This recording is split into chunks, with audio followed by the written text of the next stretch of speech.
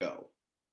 All right, everyone. What is up? My name is Stephen Michaels from the Raiders Daily. I am with Philip Robinson from the Unfiltered Truth. So, Phil, what's up? How's it going? And let's get this thing going. It is good. It's always a pleasure to come out and talk Raiders with friends and talk Raiders just period. And ladies and gentlemen, let me introduce you all to the fastest Raiders show online. The show where we take 5 questions and we give 2 sentence answers and we just tell you exactly what we think. Get in, get out, cut and dry, and let it leave the rest up to you. Question number one on the table is: should the Raiders trade for Russell Wilson? Okay, I'll take this one. I'm going to say no. The reason why is, first of all, you would have to give up way too much to get Russell Wilson in a trade. I mean, think about it. They would have to throw away what, two number one picks. And second of all, it's not happening because Derek Carr is going to be the quarterback. What do you think, Phil? Sadly, I agree that Derek Carr is going to be the quarterback. John Gruden has no inclination in changing his signal caller. He's rocking with Derek, and currently that's the guy he's married to, and they need too much help on defense to commit that type of draft capital to Seattle in order to do it. I love the idea of Russell Wilson being a Raider. I don't like what it's going to cost to get him. And also, just real quick, Russell Wilson saying that it's just pulling at the heartstrings of Raider fans. That's all it is.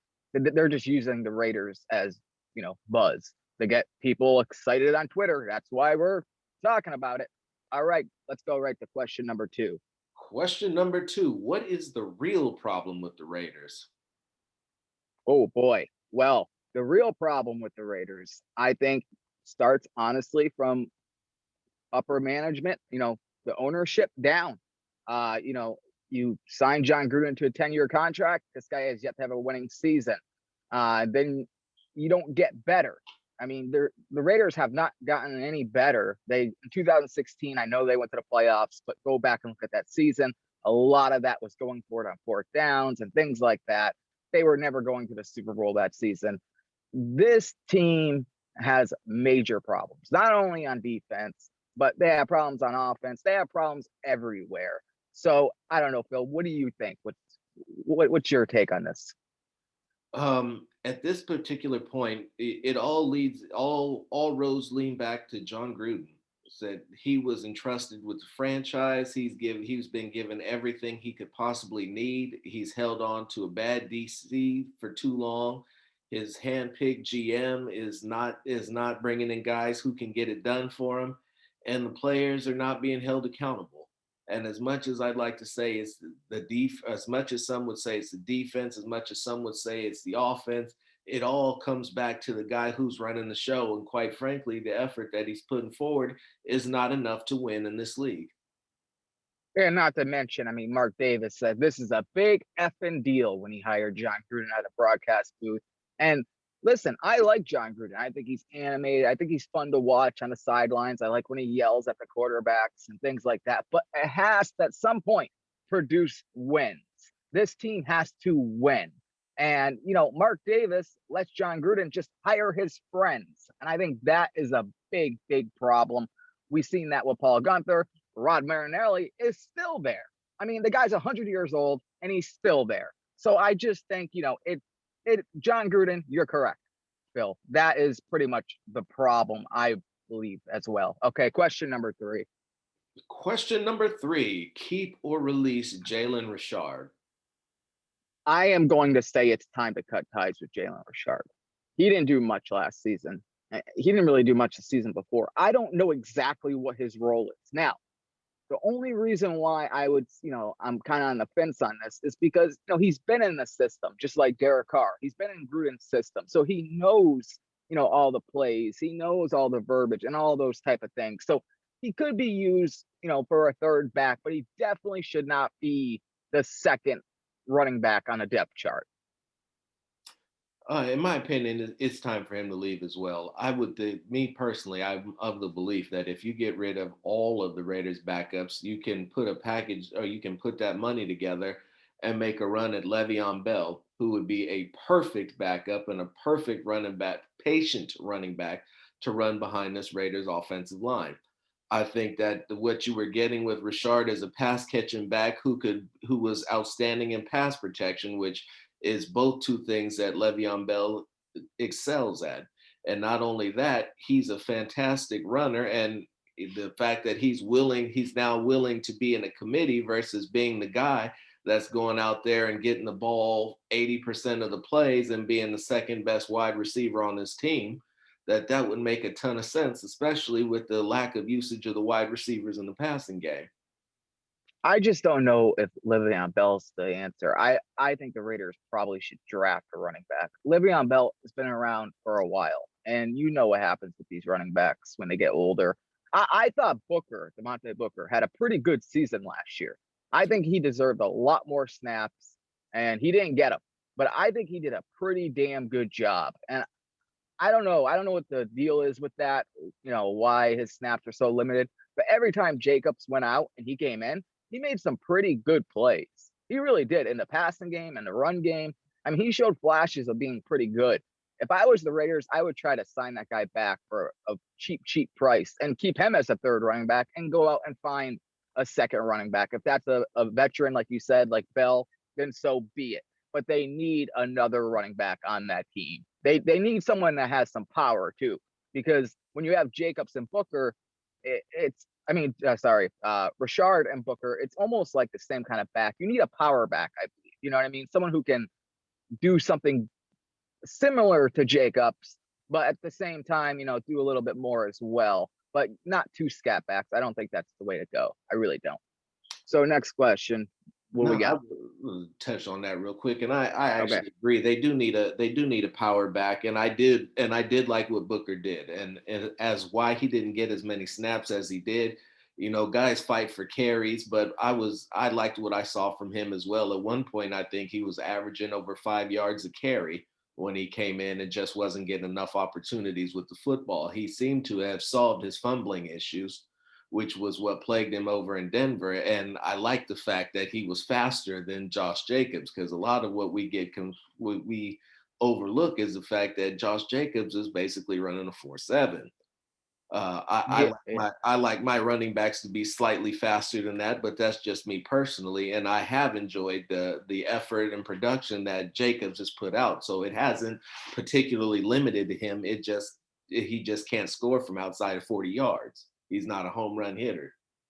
Yeah, but we also got to remember too, Jacobs was injured pretty much the entire season last year. So that hopefully that's the reason why his production went a little bit down. I believe he only had a couple 100-yard games. We need a lot more out of Josh Jacobs going forward. And I expect a lot more out of this guy because I think he can be pretty good. I mean, his rookie year, that guy was a beast. You know what I mean? So let's hope Josh Jacobs can get back to form of his rookie year in 2021. And I hope that he does. And I love Josh Jacobs. Don't let me try to convince you that I don't. But he's had injuries early on in both seasons he's played in, and he's had to play through the season with them, which gives me some concerns about his durability. But we're gonna move on because we could talk about Josh Jacobs all day. Question number 4: what are plans for Las Vegas?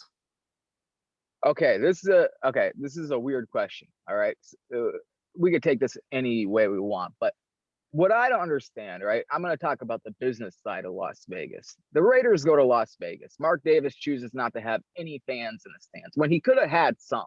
Some teams had some fans. He chooses none at all. And they get to Las Vegas. They have this beautiful new stadium, and I don't know, man. I just think all the business stuff they did since going to Vegas really hasn't worked. I mean, let's be honest here. Uh, they're on an AM radio station. That's their flagship station on AM radio. And nobody listens to AM radio. I'm sorry, that's the truth. No one listens to it. And it's just weird. They have this great stadium. Plus, their prices are going to be so outrageous. They're going to outprice the fans that used to come from Oakland. I just don't get it, to be honest. I mean, I hope it all works out, but I also hope next year, hopefully everything's normal. the fans in the stands aren't the opposing fans. You know what I mean? That's the only thing that worries me. I think the Raiders could have done a better job with media, with all of that. They're in Las Vegas. You know what I mean? They are in Las Vegas. I think they could have promoted themselves way better. So what do you think about it? I would have to agree. Now, to go in the business aspect of this is a little different than what I'm used to doing, but I have opinions on that too. Moving into a new market, the Raiders are a glorified expansion team. Yes, the franchise has been around forever, but you're talking about a new state, new government, new home, new market. They're not even in the Bay Area market anymore. Towards the last couple games of the season, I had to go and stream the games because I could no longer watch them on TV. Vegas is a town that you have to win in. They cannot come into Vegas. They've come in and they put up an 8-8 record off of a 6-3 start. That can't continue to happen. Otherwise, the interest is not going to be there. Yes, it will be a destination stadium, a destination place, and people will go there for a couple years because it's brand new. But the price factor is out of this world. It's something that even if I wanted to go to without a media credential, I just can't because I just can't afford to get in the damn stadium. You're going to see me doing shows from parking lots and all kinds of other stuff. But regardless of that fact, they have I'll be there to. with you. Hey, that'll be a good time. You should come on. You guys should come on. Hang on a minute. I'm throwing away my media credentials. I don't want to be media anymore. I don't want to do any of that anymore. I'm the man of the people. I'm done with it all. And yeah, so I'll be in that parking lot with you. There it is. Giving all of you some unfiltered truth from the parking lot, letting you know what you really need to know. Because what they're doing is they're bringing the old Oakland baggage to Las Vegas, and in order to truly be successful, they need to leave that behind and figure out how to advertise, how to generate revenue better. It looks like Mark Davis purchased the Aces so that he could play them in his stadium, so maybe they can continue to build up capital so that the issues that they face during free agency will not always be not having enough cash to compete with other teams, which I truly think is hurting them in their selection of free agents because they're just being used as a number to drive up other teams' prices rather than bringing everybody in and being able to seal the deal because you got guys on pay as you go deals and 1 year prove it's the right guys have got to get paid and you got to stop overpaying second tier guys. That's the only way they're going to get better and the only way they're going to start winning. Question I number. also Go hang ahead. on, hang on, hang on. I don't want to sound like a jerk or anything, but isn't the Las Vegas Aces WNBA? Yes, it is. How many people go to WNBA games?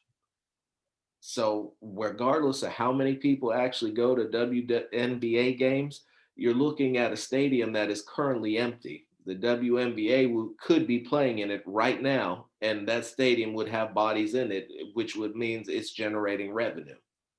I just never. I mean, I've honestly never seen WNBA even on TV. And you're right about the whole the the TV business. Everyone in Oakland, everyone in the Bay Area, I should say, should be able to watch the Las Vegas Raiders on their local channel. That is ridiculous that you cannot do that. I mean, this team was in Oakland for so long, and now what? They're just it's just dumb. That's just stupid. Okay, Just a move on to memory. another question. Just a memory. Question number 5: should Mike Mayock be on the hot seat? Yes, yes. Finally, the question we all been waiting for. Listen, uh, okay, how can I say this without being a complete asshole here? Okay, so Mike Mayock's draft picks. Okay, his first year, Josh Jacobs, great. You know what I mean? Jonathan Abram, let's wait and see. That whole draft class, Max Crosby. Yeah, I like Max Crosby, obviously. So, but he was a fourth round pick. The Raiders didn't know he was going to turn out to be Max Crosby. He should have been rookie of the year for crying out loud. But and they got Hunter Renfro, which is I think a really good pickup. But then it's like, I mean, what was last year? What did they do? I mean, these guys, they got all these defensive backs, right? They got Mullins, Robertson, all these guys that are just not very good, And then when I know he doesn't have a ton of say in free agency, but he still does. I mean, the free agency class, has been atrocious last season. Carl Nassib is the worst defensive end in football. The guy couldn't even get active for some games. And then, like I said, if you go back to the draft picks, there's a lot of misses there. There's a lot of misses. Hopefully, and in a couple of years, they step it up and they prove me wrong. But I don't think Tanner Muse is ever going to be a Pro Bowler. I'm sorry, I just don't think that's ever going to happen. Well, what do you think? I'm in the same camp with you with Muse. I don't even think he's gonna play and get on the practice squad this year. But the drafting, we all expected Mike Mayock to come in and hit home run after home run through the draft because that was supposed to be his thing. That's what we've seen him do on NFL Network. That's what we followed. We've seen him down at the Senior Bowl. Everything that was related to the draft ran through Mike Mayock. And when he finally got the opportunity to start making these selections for real, to start being the guy, to be the general manager and pull the strings on all the player personnel, all the scouting, we've been disappointed. These guys, we're in a position where the team needs to get better at virtually every position that he's drafted. We're over the cap, and we're picking in the middle of the draft. And the more and more that you look at it, the more and more it looks like it's just not going to work. It's not working out. And then in the middle of the season, when he really needs to be working his magic to find a way to be able to bring in a guy who can make a difference, bring in a street free agent or make a trade, there's been nothing. There's been nothing that could help them get over the hump. They've been 6-3 2 years in a row and collapsed. And in the middle of that collapse, they have done nothing, brought in no big names, you look at Tampa Bay with the main guys that they won the Super Bowl with, none of them were on the roster when the season started. Exactly. And think about it this way. How many years have Raider fans been saying the Raiders should draft a linebacker? Someone, in the first round, something like that. Mayock doesn't do that. You know what I mean? Like he has so many draft picks from that Khalil Mack trade. And it just, people can say, well, no, this guy's awesome. This guy's awesome. Well, guess what? The Raiders were 8-8 and they missed the playoffs again. So how awesome can these players be if this team's not winning football games? And most of these guys that are drafted are inactive for these games because the coaches just don't think they're good enough. Trayvon Mullen struggles. Robertson struggles. All these guys have these struggles. Jonathan Abram lets Kelsey get a game-winning touchdown. If he followed the assignment, probably could have picked the pass off. But, the guy's too aggressive with his tackling because he doesn't tackle. He shoulder tackles. He doesn't wrap his arms around guys. Now, I think Jonathan Abram will get better. I do think, Gus Bradley's going to make him better. And like I said, I do like Hunter Renfrow, and I do like Josh Jacobs, and I like Max Crosby, obviously. But that's like, 4 guys out of the last 2 draft classes. So Mike Mayock just hasn't lived up to the hype, and he's supposed to be the draft guru. So, he better nail it this draft. And if he doesn't, trade those picks for all-star players that are already good. Not like a Carl Nassib, not like, anyone like that. Go get someone who's good. Don't get an Arden Key, because guess what? This guy's not working out either.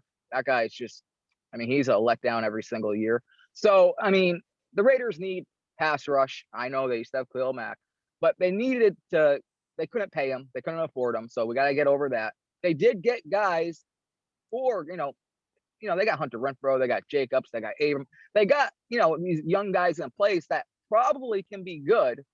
So if they turn out to be good, then they totally win that Khalil Mack trade. I think they win it regardless because, look at the Texans. They had J.J. Watt. How many Super Bowl championships did they win? 0. You don't win a championship with just one good defensive end. You need a collective of a lot of good players. So if the Raiders would have paid Khalil Mack all that money, I don't think the Raiders would have ever got out of it. I think they would have been even worse than they are now. So Mike Mayock, he has to do better this year. Let's hope he does better this year. He's a good guy. I want him to keep his job. And this is his year, I think. I think he's on the hot seat. Let me give you some unfiltered truth about Mike Mayock. We ran Reggie McKenzie out of town, called his draft picks garbage, said he didn't know what he was doing, this, that, and a third. In his third year on the job, he was named the executive of the year, and the Raiders were in the playoffs. And that, quite frankly, is the standard that we need to hold Mike Mayock to. If the Raiders do not make the playoffs this year in his third year on the job, then we're going to need to look to do something different, because with 5 first-round draft picks, with all the draft capital he's had to work with, the new stadium, the all of the stuff that he was supposed to have at his disposal to make it work. The guy ran off AB, who just won a Super Bowl. Uh, there are too many misses coming from Mike Mayock in order for him to be able to keep his job. And if he can't turn it around and give Gruden better players to make it work with, then they need to get rid of him. And that's really all that it is to it. Okay, before we wrap this up, though, I got to defend Mayock with the AB thing. And that guy was insane, Phil. He put a trash barrel on his head and ran around the stadium, I mean, or the training place. I mean, come on, the guy was nuts. He Bruce burned Arians his made feet. it work. Yeah, because they had him out for, they put him out in the practice or in the game. I guarantee that dude's not going to last there that long. The guy's nuts. He's crazy. Not to mention, doesn't he have pending charges against them or something for rape or some shenanigans? I don't know. I think Antonio Brown went in there. Maybe the guy was mentally ill then. Maybe he's on meds now and he's okay. I don't know, but I can't blame Mayock for that full debacle. Now, it would have been great to have Antonio Brown, because the guy, in my opinion, is one of the best wide receivers in the National Football League. But, it is what it is. And this guy, remember, he went after Mike Mayock. You know what I mean? So that's the way it is. But that's it for our show here. We do this on the Raiders Daily Elite, our subscription group on Facebook. It's the greatest group in the world. Trust me, you guys have no idea what you're missing on there. Phil, why don't you promote all your stuff that you got going on? And later on this evening at 5 p.m. Pacific Standard Time, you'll get to watch me and my partner Phil Jones on the Unfiltered Truth podcast as we break down in detail everything Raiders. We'll go over some of the topics that we covered just now, and a look to the future at how exactly are the Raiders going to get better and fix these personnel issues that they have, and maybe, just maybe, even get some of the other issues lined up. So look for that on Facebook Live. Look for that on our YouTube channel, The Unfiltered Truth. We got shirts, we got merchandise, and I actually picked up a little leather football helmet from way back that I'll be showing off in the show.